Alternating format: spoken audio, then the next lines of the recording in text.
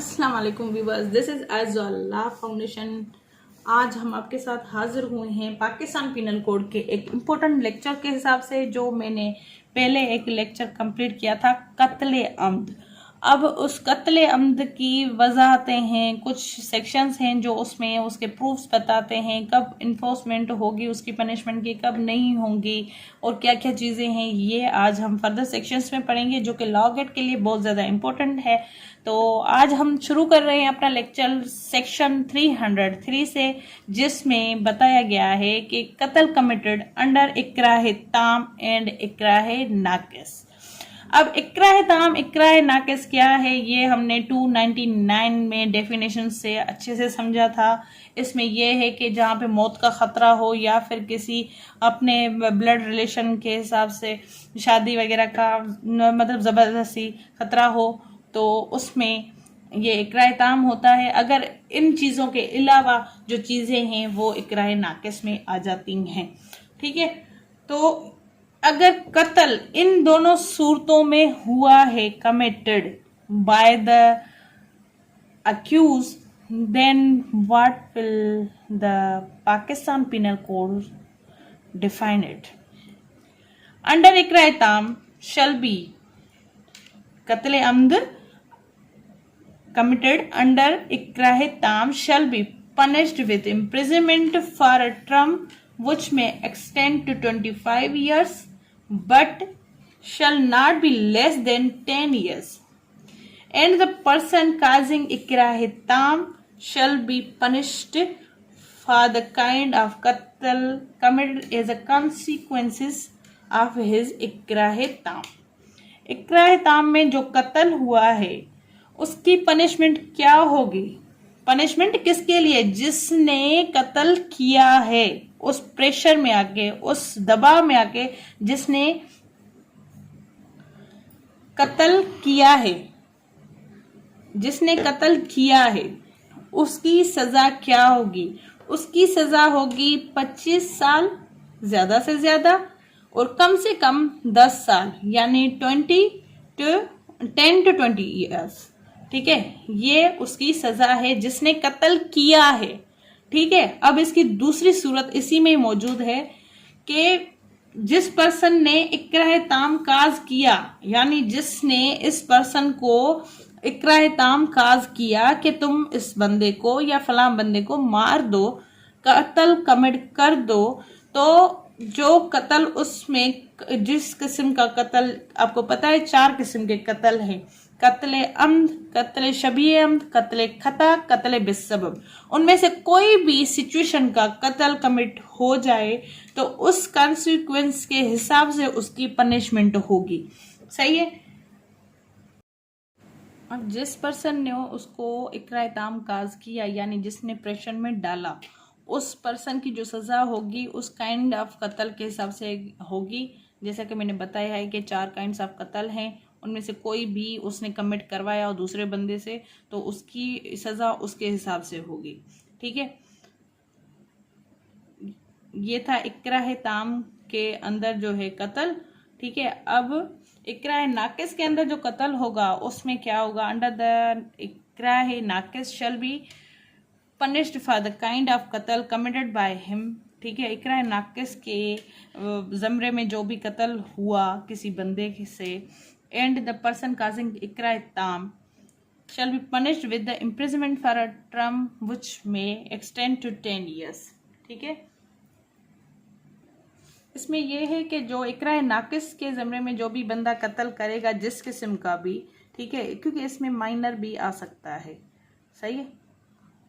उस माइनर को पता नहीं है कि मैं क्या कर रहा हूँ, तो कत्ल जो उसने जैसा कमिट किया है उसकी सज़ा होगी, और जिसने इकराह नाकिस काज किया उस बंदे के ऊपर, तो उसको जो है ना इम्प्रिजनमेंट दी जाएगी, जो कि 10 साल से कम नहीं होगी, 10 साल तक भी हो सकती है। ये था section 303। Now the section 304 which tells about the proof of कत्ले अम्द लायबल टू किसास, के जो सबूत हैं, शवाहिद हैं, गवाहियाँ हैं, वो क्या हैं कि लायबल हो जाए कत्ल किसास के लिए, ठीक है। The accused makes before a court competent to try the offence voluntarily and true confession of the commission of an offence।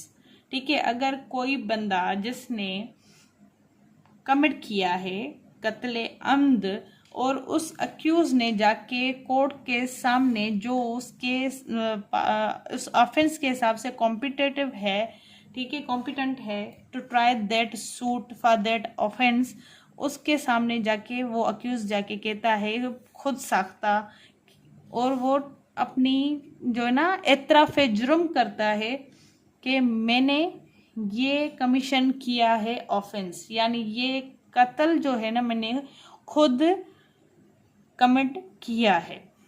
तब इसका क्लास जो बी है वो क्या कहता है, by the evidence is provided in article 17 of the कानून शहादत 1984, ठीक है, उसमें एक ये जजमेंट भी दी गई है कि जो बंदा कन्फेशन जाके करेगा वॉलंटरली वो आएगा आर्टिकल 17 के ज़मरे में। अब आर्टिकल 17 क्या कहता है, 17 आर्टिकल बताता है competence and number of witnesses in क्यूएसओ।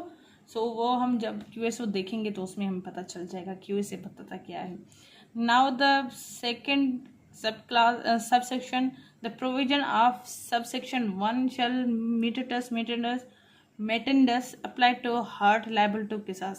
ये जो प्रोविजन दिया गया है सबसेक्शन 1 में, ठीक है, उसमें ये बताया गया है कि जो कोई अगर हर्ट करेगा किसी बंदे को, यहाँ पे कत्ल का था कि वॉलंटरीली जाके कन्फेशन की और उसके लिए वो ट्रू कन्फेशन की, तो उसके लिए उसके ऊपर किसास तो लायबल हो गया। लेकिन जो बंदा हर्ट काज करेगा किसी दूसरे बंदे को तो उसके लिए जो किसास है इसी सेक्शन के अकॉर्डिंग ही अप्लाई होगा, बट थोड़े चेंजेस के साथ। अब जिसने हर्ट किया है उसको तो कत्ल की सज़ा एज अ किसास तो नहीं दी जा सकती ना, जो उसने हर्ट किया है वैसा उसको जो है किसास दिया जाएगा उस हर्ट के हिसाब से, ठीक है, थोड़ा स्लाइड चेंज के साथ इस प्रोविजन को स्लाइड चेंज करके। Now section 305 the Wali, who is Wali in case of कत्ल अम्द, इन केस ऑफ कत्ल अम्द नहीं, कत्ल किसी भी कत्ल के केस में द वली shall be the highest of victim according to the highest of the victim according to his personal law, ठीक है।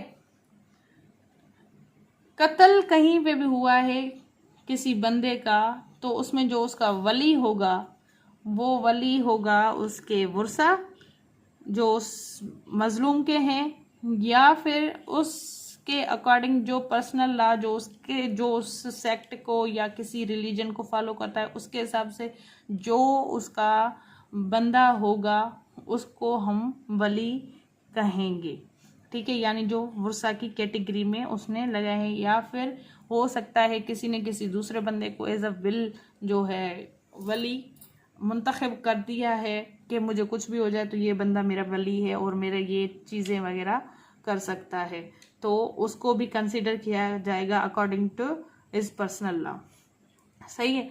अगर कोई वली नहीं है, ठीक है, तब जो है गवर्नमेंट वली बन जाएगी, यानी जो पार्टी है दूसरी वो गवर्नमेंट भी बन सकती नहीं बल्कि क्रिमिनल केसेस में जहाँ पे कोई भी ऐसा केस होता है लावारिस बंदे का वहाँ पे गवर्नमेंट पार्टी बन जाती है, ठीक है।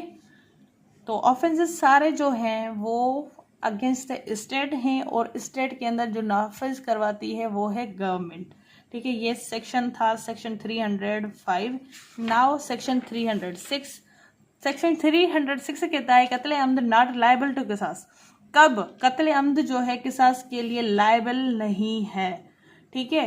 When an offender is a minor, जब एक ऑफेंडर जो है वो माइनर है, अनसेन है यानी संकी है, provided that where a person liable to qisas associate himself in the commission of the offense with a person not liable to qisas with the intention of saving himself from the qisas, he shall not be exempted from qisas। अब इसमें एक और proviso दिया गया है कि जब एक बंदा लायबल हो किसास के लिए और उसमें एक एसोसिएशन के हिसाब से उसने वो कत्ल कमिट किया, ठीक है, और वो खुद को बचाना चाहता है उस कत्ल से, कत्ल के किसास की वाली सजा से, तो उसकी जो सेविंग हिमसेल्फ वाला किसास है वो लायबल नहीं होगा उसके लिए, उसके ऊपर किसास लगेगा। यानी एक अजम्प्टेड हो गया, दूसरा नहीं हो सकता। जब ये दो बंदे मिलके कुछ करते हैं और एक के ऊपर लायबल नहीं है एक बंदा, क्योंकि वो एक वर्सा वगैरह वाला हिसाब है, क्योंकि यहाँ पे नीचे पढ़ेंगे तो कि रिलेशन के हिसाब से है, तो एक बंदा तो निकल गया, जो दूसरा है वो निकल नहीं सकता, इससे छूट नहीं हासिल कर सकता किसास से, ठीक है, जब एसोसिएशन में कोई कत्ल कमिट हो जाए, ठीक है। When an offender causes death of his child or grandchild, house or lower, जब कभी या फिर कोई ऑफेंडर है वो उसने काज किए डेथ अपने बच्चे की, अपने पोते या नवासी की, या फिर उससे भी और नीचे पर पोते, ऐसे जो नीचे रिश्ते चले आते हैं उसमें से, ठीक है, उसके ऊपर भी किसास नहीं लग सकता, ठीक है, लायबल नहीं है वो बंदा किसास के लिए।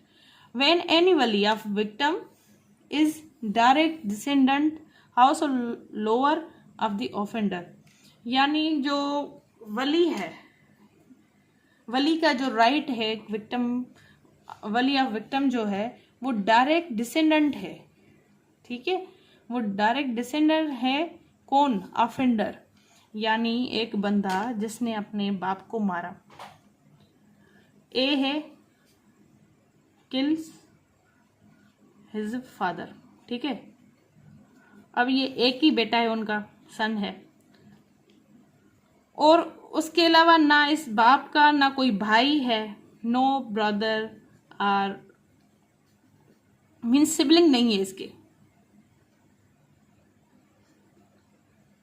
सिबलिंग नहीं है, ये एक बेटा ही इसका वारिस है। तो ये जो विक्टिम, जो ऑफेंडर के ऊपर है वली वाला राइट जो है ना, घूम फिर के उसके ऊपर आ रहा है, तब भी किसास जो है ना इसके ऊपर नहीं लग सकता, ठीक है। ये था सेक्शन 306। इसमें एक और मिसाल भी आ रही लेकिन मैं नहीं दे रही।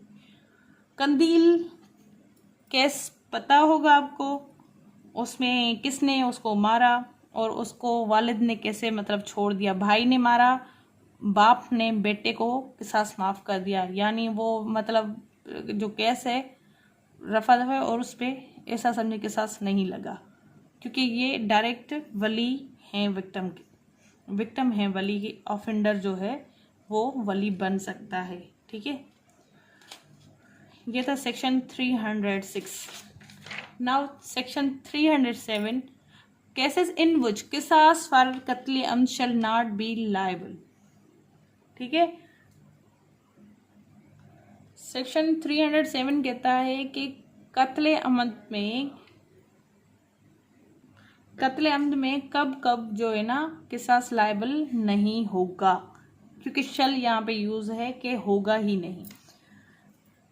सबसेक्शन 1 है class A, when offender dies before the enforcement of किसास, जब जो ऑफेंडर है वो मर जाए किसास इन्फोर्समेंट से पहले, तब वो लायबल नहीं होगा किसास उस केस में, ठीक है। When any wali voluntarily without duress to the satisfaction of the court waives the right of qisas under section 309 or compounding under 310, ठीक है, जब कोई भी वली खुद साख्ता किसी प्रेशर दबाव के बगैर और कोर्ट को जो है ना एतमाद में लेके माफ कर देता है, वेव द राइट ऑफ किसास, माफ कर देता है राइट किसास का अंडर सेक्शन 309 के, और या फिर कंपाउंड करता है यानी सुलह कर लेता है सेक्शन 310 के अकॉर्डिंग, तब भी किसास लायबल नहीं होगा ऑफेंडर के ऊपर। When the right of qisas devolves on the offender as a result of the death of the wali of the victim or on the person who has no right of qisas against the offender, ठीक है, जब कभी जो right of किसास है वो घूम फिर के ऑफेंडर के ऊपर आए और उसका नतीजा ये हो कि उस वली के जो वली की डेथ के बाद, ठीक है, यानी एक वली है वो जिंदा है तो वो किसास ले सकता है, लेकिन वो मर गया तो वो जो राइट ऑफ किसास है घूम फिर के उस ऑफेंडर के ऊपर आ रहा है, तो ये राइट भी उसके ऊपर, यानी जो किसास का राइट है उससे खत्म हो गया। और उसके क्या हुआ, जो बंदा मर गया वली था, ठीक है, लेकिन वो राइट शिफ्ट होके ऑफेंडर के ऊपर आया, तब भी जो है ना लायबल नहीं होगा कत्ल किसास के। सही है। यहाँ पे एक सबसेक्शन 2 है, to satisfy itself that the वली has waived the right of किसास, और ये मुतमन करे खुद ही वली के उसने राइट ऑफ किसास जो है माफ कर दिया है सेक्शन 10 के अंदर, और कंपाउंड किया है सेक्शन 309 और 10 के अंदर, ठीक है, यानी सेक्शन 309 में उसने माफ किया, कंपाउंड किया 310 में, और वॉलंटरली विदाउट ड्यूरेस उसने कोर्ट को जो है ना अपने लिखी हुई स्टेटमेंट के हिसाब से एतमाद में लिया है कि इसके ऊपर किसी का जो है ना प्रेशर नहीं था, हमने इसको माफ कर दिया या फिर कंपाउंड किया, तो उसके लिए जरूरी है कि वो लिख के देगा, और ये भी जरूरी समझा जाएगा कि वो हलफ लेके अपना जो बयान है वो रिकॉर्ड कराएगा सेटिस्फिकेशन के लिए। किसकी सेटिस्फिकेशन? कोर्ट की सेटिस्फिकेशन, यानी इंसाफ की सेटिस्फिकेशन के लिए वो अपना लिख के बयान देगा, रिकॉर्ड पे चढ़ाएगा अपना ओपिनियन